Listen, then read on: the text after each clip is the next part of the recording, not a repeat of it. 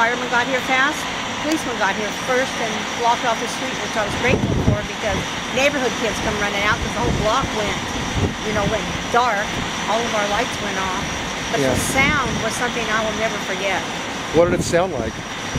It literally just this huge boom. And I just, like I said, I didn't know whether something exploded or if I had lost my air conditioner off my roof.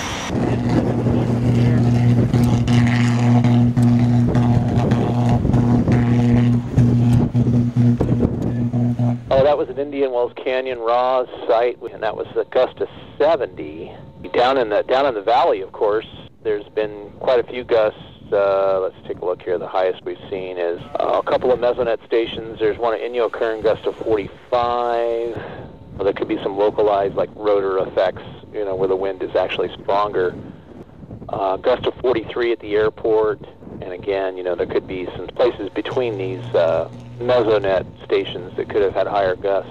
With the wind coming down the canyons like that and surfacing down there in the valley, you get all kinds of turbulent rotor effects where one area may not see the extreme winds, and 4 or 5 blocks away or a quarter mile away, the gusts may only be 30 or 40, but you could see 60, 70 miles an hour locally there. So those could be some strong winds into the evening this evening. The strongest had probably already occurred, and that was probably as the front went through. But we are going to get colder, if you want, this week coming up, especially the morning lows. We're going to have some colder air moving into the high desert off the Great Basin. So we got some chilly morning lows Tuesday, Wednesday, Thursday morning this week coming up. So dry weather, but colder.